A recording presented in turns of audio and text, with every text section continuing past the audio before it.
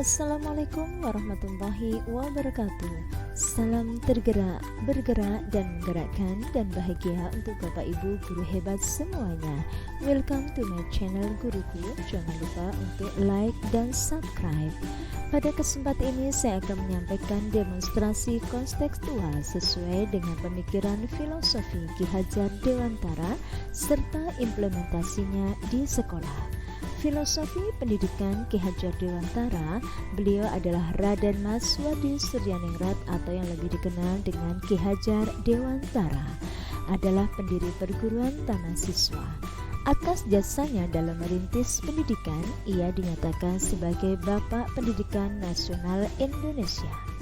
Tujuan pendidikan menurut Ki Hajar Dewantara menuntun segala kodrat yang ada pada anak-anak agar mereka dapat mencapai keselamatan dan kebahagiaan yang setinggi-tingginya, baik sebagai individu maupun sebagai anggota masyarakat.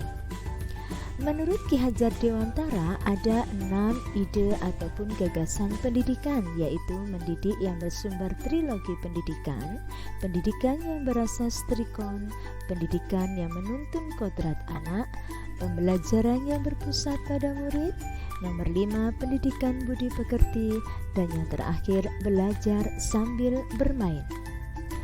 Ki Hajar Dewantara mencetuskan trilogi pendidikan, yaitu Ing Ngarsa Sungtulodo, Ing Madya Mangunkarso, Tutwuri Handayani. Ing Ngarsa Sungtulodo artinya di depan memberi teladan, bahwa seorang pendidik harus mampu memberikan suri teladan bagi muridnya. Ing Madya Mangunkarso di tengah membangun keinginan bahwa seorang pendidik mampu membangkitkan atau memberikan motivasi dan memposisikan dirinya sebagai teman dan tempat muridnya untuk tumbuh dan berkembang. Tutwuri Handayani di belakang memberikan dorongan bahwa seorang pendidik memberikan dorongan moral dan semangat kerja dari belakang guna mengembangkan bakat, minat sesuai dengan potensi yang dimiliki anak.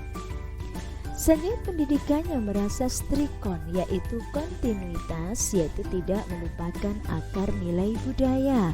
Konvergensi pendidikan harus memanusiakan manusia, dan yang terakhir konsentris pendidikan harus menghargai keberagaman dan memerdekakan murid.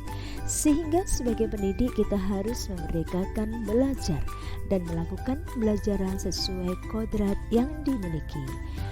Pendidik sebagai penuntun, sejatinya pendidik adalah menuntun anak mencapai kodratnya sesuai kodrat alam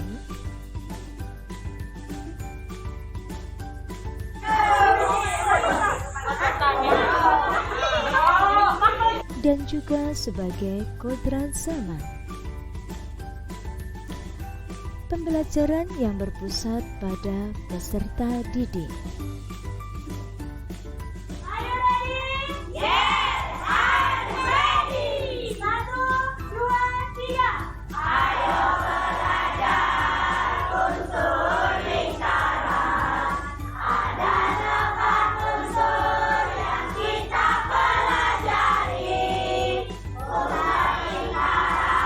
Menurut Ki Hajar Dewantara, pembelajaran yang berpusat pada murid yaitu guru mampu mengenali murid dengan baik.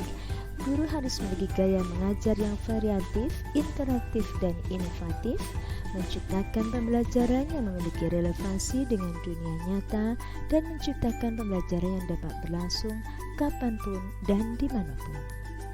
Menurut Ki Hajar Dewantara, budi pekerti atau watak merupakan perpaduan antara gerak, pikiran, perasaan, dan kehendak sehingga menimbulkan tenaga. Budi pekerti juga bisa diartikan sebagai perpaduan antara cipta ataupun kognitif, karsa atau afektif, dan menciptakan karya atau psikomotor.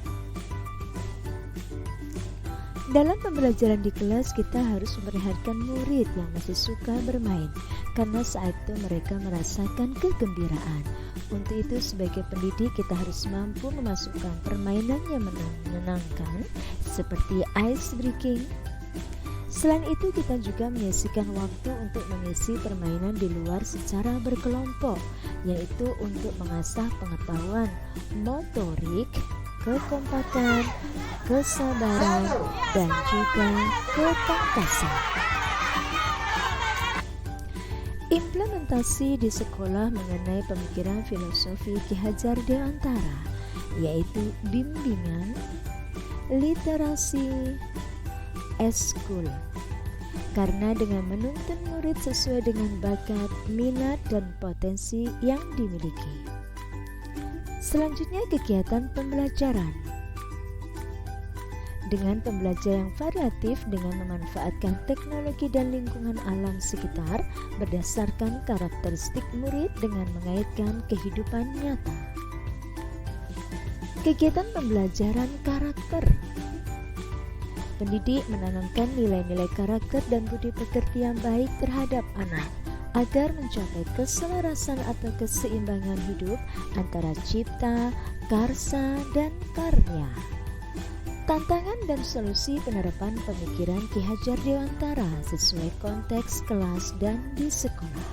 Tantangannya belum menciptakan pembelajaran aktif dan menyenangkan. Solusinya adalah menyisipkan ice breaking atau kuis dalam pembelajaran dan lebih sabar dalam membimbing siswa. Tantangan selanjutnya adalah kurangnya pemahaman nilai-nilai budi pekerti, bahwa penanaman budi pekerti bukan hanya di sekolah, tapi di lingkungan keluarga juga sebagai tempat mendapatkan keteladanan, tuntunan, dan pengajaran dari orang tua. Solusinya adalah mengadakan pertemuan paguyuban antara orang tua dan guru untuk menyelaraskan pemikiran dan pemahaman tentang pendidikan budi pekerti. Tantangan selanjutnya adalah tuntutan orang tua dalam orientasi di sekolah yang menekankan pada aspek kognitif tanpa melihat bahwa anak memiliki bakat, minat, dan potensi yang berbeda. Solusinya adalah warga sekolah menyepakati bersama bahwa orientasi pendidikan di sekolah berdasarkan kebutuhan murid dan potensi murid, serta melaksanakan program pertemuan komite sekolah, orang tua, guru, dan murid. Selanjutnya, tantangan yang terakhir adalah pendidik harus lebih terbuka terhadap perubahan zaman dan perkembangan teknologi sehingga mampu menuntun anak ke arah yang lebih baik. Solusinya, pendidik harus aktif, kreatif, serta inovatif dalam mengembangkan dirinya melalui pelatihan, webinar, workshop, baik itu secara offline maupun online, serta aktif mengikuti kegiatan KKG maupun MGMP. Melalui pemikiran filosofi Ki Hajar Dewantara bahwa seorang pendidik diharapkan jangan berhenti untuk belajar, berkarya, dan berbagi, tetap semangat dan bahagia. Terima kasih sudah menyaksikan, semoga bermanfaat. Wassalamualaikum warahmatullahi wabarakatuh.